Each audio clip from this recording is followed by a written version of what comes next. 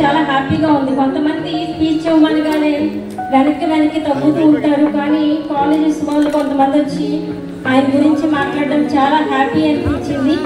అంబేద్కర్ గారు మహారాష్ట్రలో పుట్టి ఆయన జీవితంలో ఏదైతే ఎదుర్కొన్నారో దాన్ని ఖచ్చితంగా మార్పు తేవాలి అనుకున్నారు. ఎందుకంటే ఎన్నో మార్క్స్ వస్తే బాగా చదువుతున్నారు, అయినా సరే బలహీన వర్గాలు అని చెప్పి ఆయన్ని తక్కువ చేయడం జరిగింది.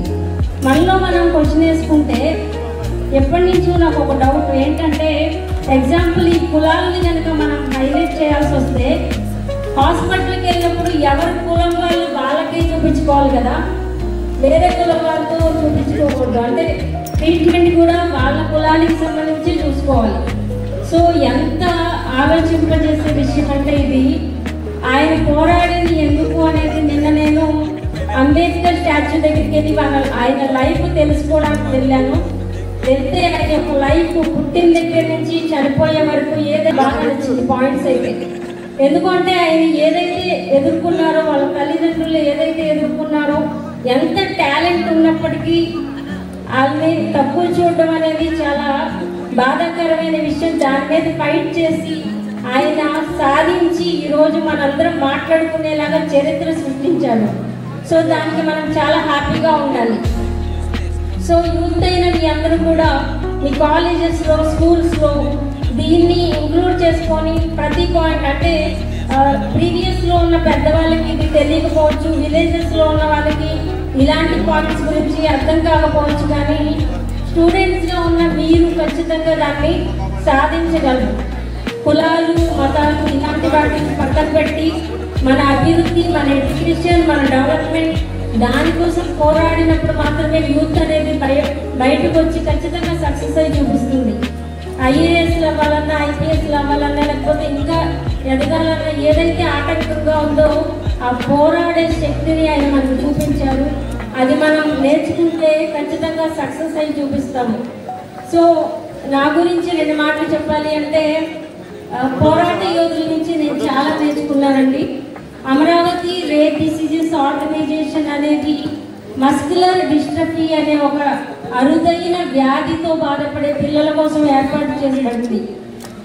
చిన్నప్పుడు ఆ ప్రాబ్లం ఫేస్ చేసిన నేను ఇంకా బ్రతకాలి అనిపించలేదు. ఇప్పుడు ఎగ్జాంపుల్ మీ అందరూ అనుకున్నట్టు ఇది పోలియో అయితే కాదు, మజిల్ వీక్నెస్. మీరు ఎప్పుడైనా నెట్లో చూసుకుంటే మస్కులర్ డిస్ట్రఫీ అని కొడితే దానిలో దీని గురించి కంప్లీట్గా వస్తుంది. అంటే నడుస్తూ పడిపోవడం, కింద కూర్చొని లేవలేకపోవడం, అలాంటి సిచ్యువేషన్ దగ్గర నుంచి తెలిసి నా లైఫ్ ఇలా అయిపోతుంది అని తెలిసే ఒక సిచ్యువేషనే మస్కులర్ డిస్ట్రఫీ. అంటే గ్రాడ్యువల్లీ క్షీణించిపోతూ ఉంటాయి కండరాలు అనేది. ఇప్పుడు నడిచిన వ్యక్తి ఇంకో 2-3 నెలలకు నడుస్తాడు అనే గ్యారంటీ ఉండదు. ఇంకొంచెం రోజులు గడిచే కొద్దీ వీల్ చైర్కి అవ్వాల్సి ఉంటుంది. ఆ తర్వాత డెత్కి దగ్గర అవ్వాల్సి ఉంటుంది. ఎవరికి కూడా తెలియకుండా జరగాలి, కానీ డెత్ అనేది తెలిసి జరిగే సిచ్యువేషన్ ఏదైనా ఉంది అంటే అది మస్కులర్ డిస్ట్రఫీయే. సో నేను ఆలోచించింది ఏంటి అంటే, దీనికి ఒక సొల్యూషన్ తీసుకురావాలి, ఏదైనా ఫైట్ చేసి ఖచ్చితంగా. ఈరోజు 400 మంది కుటుంబాలకి, 400 మంది చిల్డ్రన్కి ఏదైతే వాళ్ళు సాధించలేకపోతున్నారో, ఏదైతే వాళ్ళ కండరాలు అవేర్నెస్ కలిగిస్తూ వాళ్ళ డిసీజ్ని వాళ్ళకి పరిచయం చేస్తూ ఖచ్చితంగా వాళ్ళందరికీ ధైర్యం కల్పిస్తూ ఉన్నాను. ఆ 400 మంది కూడా కంప్లీట్గా బెడ్డెడ్ అయి ఉంటారు, నడవలేరు, కూర్చోలేరు. మీరు ఎగ్జాంపుల్ చూస్తే ఫైండ్ అవుట్ మూవీ అండ్ ఊపిరి మూవీ, తర్వాత సలాం ఇస్తే ఇంకా బాగా తెలుసుకోవచ్చు. సో ఇంత మంచి ప్లాట్ఫామ్ని ఏర్పాటు చేసి ఎన్నో కార్యక్రమాలు, సేవా కార్యక్రమాలు చేసి వడతుల్లో కానీ, అంటే దానికి సేవ అంటే ఏదో పాసిబిలిటీస్ ఉన్నప్పుడు చేసేది కాదండి, అది ఒక యజ్ఞం అనమాట. ఆ యజ్ఞం సేవ చేసే వాళ్ళకి ఒకరికి అర్థమవుతుంది, అది చాలా హ్యాపీగా ఉంటుంది. దానికి సమాజాన్ని ఇంక్లూడ్ చేయాలి అనే ఉద్దేశంతోనే ఈ కార్యక్రమం పెట్టడం జరిగింది.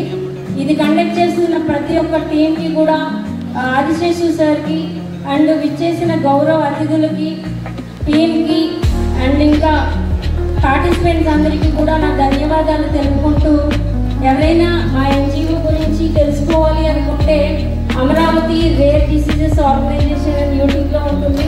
మస్కులర్ డిస్ట్రఫీ అనగా